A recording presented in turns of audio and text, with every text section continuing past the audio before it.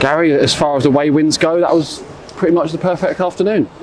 Yeah, it was a difficult place to come. Pitch isn't great, a little bit heavy. You've seen a lot of players second half going down with cramp. And we knew that early in the game MK Dons are a real threat. They pass the ball, they make the pitch really big, they have dangerous wingers. And I thought we seen out that threat really well, grew into the game, and then second half I thought there was only one team going to win it. You mentioned the pitch there, but you can see it behind you. It's cut up quite badly, and it was before the game. Neither side was able to really play the kind of football they wanted to, were they? It was very boggy in patches, misplaced passes, heavy touches, and certainly the first 20 minutes of the game, from our perspective, it probably wasn't how we wanted to be playing. No, I don't think it was a great game, but these are the games that I think, as a football club, we have to win. We have to show resilience, we have to show character in those difficult moments, and I thought we did that. And then as the game went on, I thought our quality improved, and like I said, second half, we looked the only team that was going to win the game. I thought the finishers came on and provided quality and speed that at that time in the game was needed, and like I said, we looked a threat. We could have scored more in that period. Took the lead through a penalty, and I think there's no complaints from anyone about whether it was a penalty or not. It was Stonewaller. Yeah, I thought so. I normally criticise refs, so I'll say he got this one right. I thought we had another one that looked a penalty, Joe White, when he was in, probably looked more of a penalty. So second half Arch I thought looked like a penalty, so 1 out of 3 ain't bad. Giovanni Brown obviously scored a goal in the second half as well. It's 15 for the season now. He's certainly had no problems adapting to League One football, has he?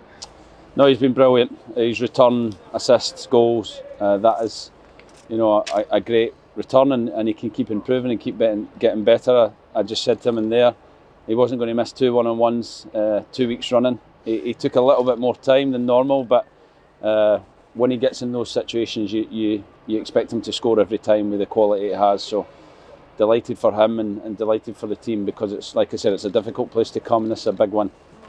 And Giovanni's from around this area, not too far away. I think I think his whole family were in the away end, so he's particularly enjoyed this one as well as Sam Nombe as well. I know he had quite a few friends and family in the away end as well. Yeah, it's brilliant. That's when we win games of football, and at home or away, and we can go and celebrate with the supporters. That's why you work so hard week in, week out. In the change room, we're all together, and that feeling of winning is why we're involved in football. So we want to keep that going as long as possible. The home side had plenty of chances this afternoon, but again, Jokkel Anderson probably wasn't tested. What did you say to the players at half time? Because we faced quite a lot of chances, but we won them up. Yeah, I said I think we can be better. I think our press was at times not aggressive enough. I thought we lost too many duels first half, second balls. We weren't aggressive and on the front foot in those moments. And I felt like if we stepped onto the game and won those moments, then we could start to dominate the game higher up. And also I felt in possession we were a little bit loose and a little bit eager to play forward when there was better passing, shorter passing options. And second half I thought we did that. We made much better choices in possession, but the biggest difference for me was the aggression and the intensity out of possession that got us higher up the pitch, and I think that was what won us the game. You spoke last week at Portsmouth about how you wanted the way we play to disrupt and almost annoy the home fans. I think we certainly seemed to get that right, because every time that they misplaced a pass and we latched onto it and mopped it up, it made the home fans disgruntled in some way, and it seemed like we were able to feed on that.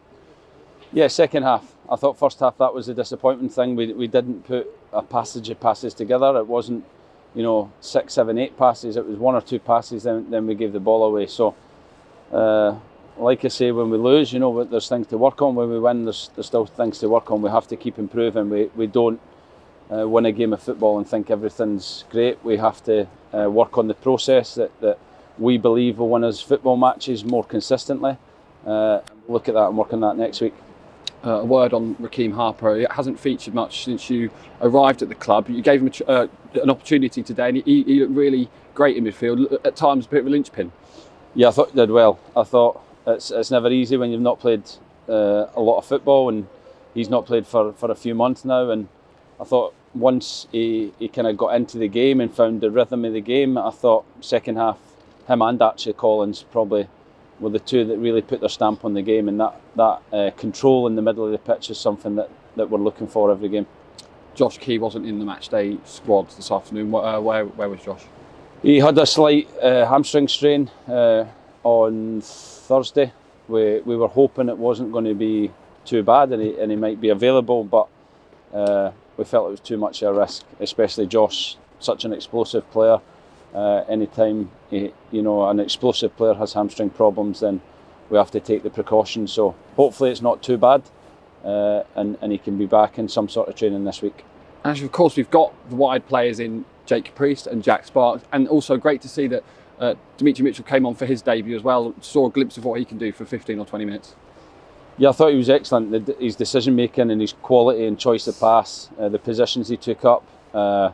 He's a player that hasn't played a lot of football, so physically we need to build him up gradually. But really happy with how he came onto the game and added his quality to the team in a period where we needed a bit of composure. His intensity out of possession was good as well, and like I say, he will only gain from that physically, and we'll look to build him more minutes as the weeks go. That's 3 away wins in 4 now, either side of the new year. You must be really pleased with that return. And the Portsmouth performance at times was great as well. What's the secret ingredient in there somewhere for winning away? Hard work and belief that you can go away from home and win, and also supporters, fantastic supporters that travel, every week, hours, hundreds of miles, not just down the road to support their team, hundreds of miles they are racking up. And when you see those numbers, then the players can give that little bit more, and it's great to go and, like I say, celebrate with them at the end, because the sacrifice they make is phenomenal to come and support us away from home. So it's the least we can do for them. And of course, January's famed for nobody having any money, so that's two away trips in a week. There may not be as many as at Portsmouth, but certainly made the same amount of noise and back to superbly. Yeah, and it's the distance, like I said, and you said at this time of year, finances are really tight. They come in great numbers, but it's the distance they have to travel to get here is incredible, and we, like I said, we love to go and thank them for that at the end of the game.